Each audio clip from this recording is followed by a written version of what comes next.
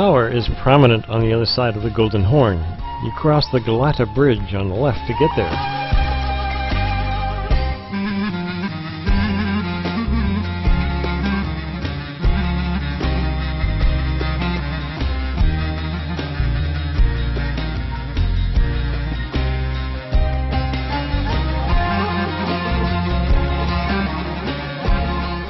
Beautiful mosques abound.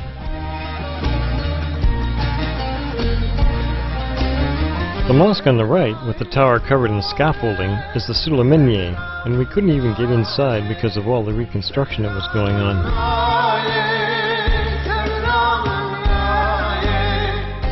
This mosque has the distinctive curves that seem to be unique to Turkey. A tobacco seller on the sidewalk.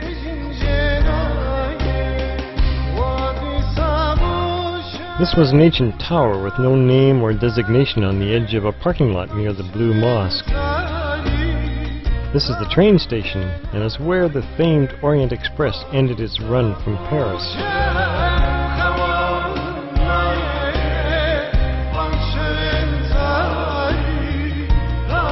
Around the city are the old walls, reinforced and expanded by the Romans. We like this old man cleaning a scale upon which he weighed people for a pittance. One very hot day we took the ferry to Büyükada, the main island of the Princess Island group. We decided to make the trek to the monastery at the top of the mountain. The only transportation on the island is horse-drawn carriages, so we took one to where the trail started.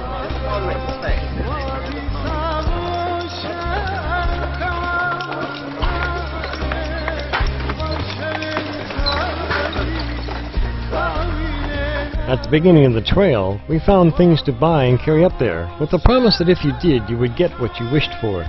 There were also spools of thread that you could unwind all the way to the top to get answers to prayers. Teenagers are not allowed to date without a chaperone in Turkey, so they obviously told their parents that they were going up to the monastery with a group of friends. Once on the trail, they would pair up and sit on the benches making out with their girlfriends and boyfriends. And the benches were so occupied that we couldn't find one to rest upon as we trudged up that interminable hill.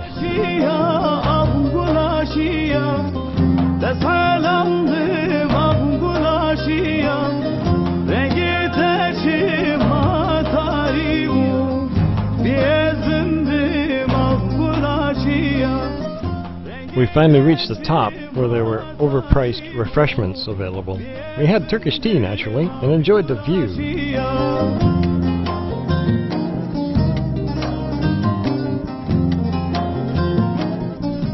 I didn't even see the bird when I took this picture. It might be an eagle.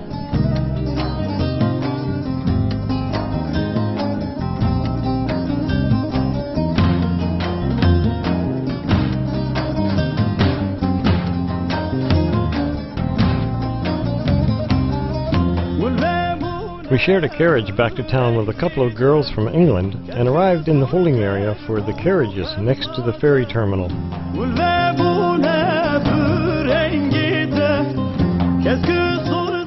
The ferry back past the Maiden's Tower, built by a sultan to protect his daughter from dying on her 18th birthday as predicted by a soothsayer. He raised her in there in isolation but sent her a basket of fruit on her 18th birthday as celebration. A snake emerged from the basket biting her and killing her. Thus goes one legend anyway. We should have had these boots for that hike. Various things to entice the tourist.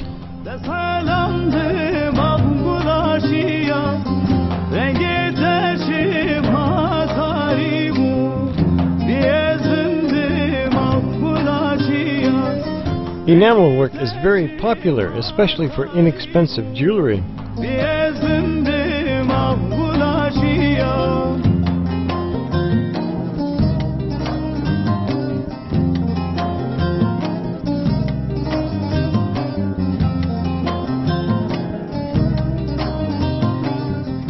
These strings of turquoise beads were behind a store window.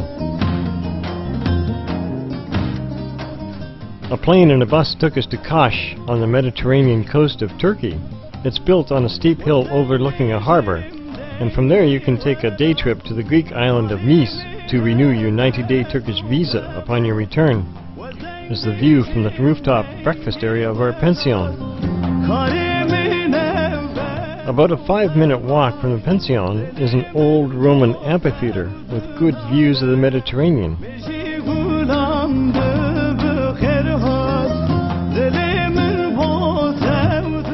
As you can see, it is quite large.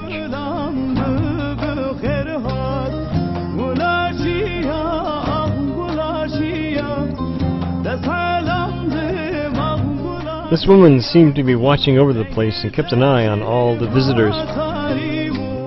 The beach. Rocky, but you can use a lounge chair all day for the price of a glass of fresh squeezed orange juice or chai or Turkish tea. And the water is so beautiful.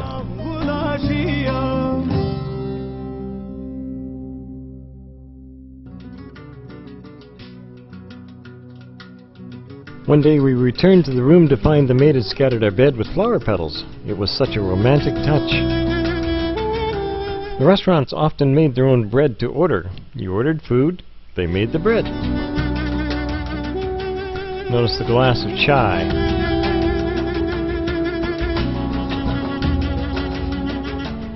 The fresh baked bread with almost as fresh mezes or hors d'oeuvres.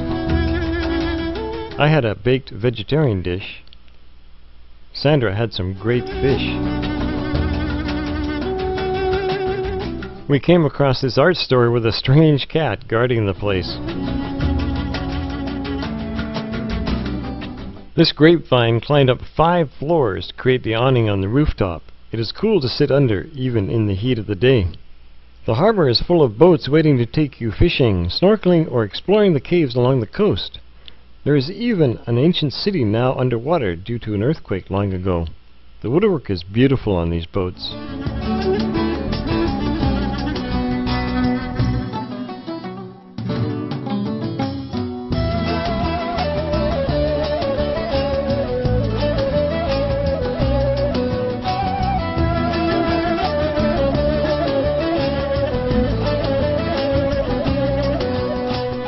Like most countries where English is not the native tongue, you see a lot of phonetic spelling.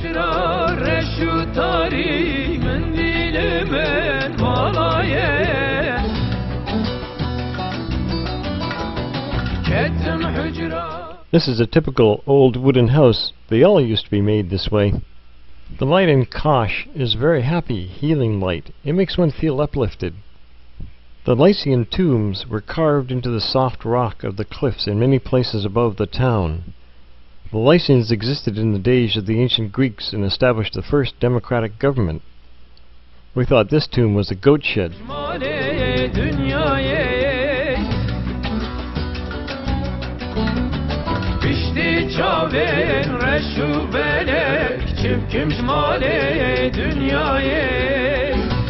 This is the large, freestanding tomb. It's at the end of the main shopping street in Kosh.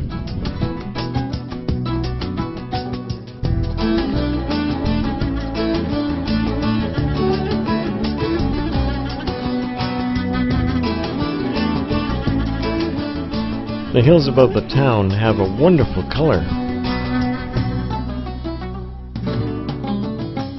We couldn't resist this cat picture.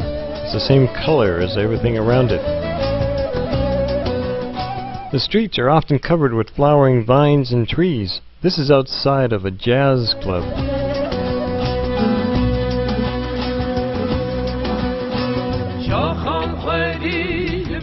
Schoolgirls on the way home from school in the distance.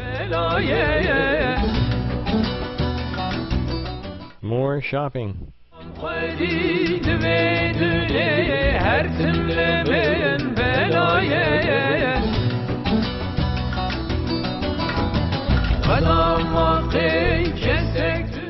Lunch of toast, T-O-S-T, a pressed cheese sandwich and chai or Turkish tea. We really liked this lamp shop. The owner was always very relaxed looking, and we saw him several times.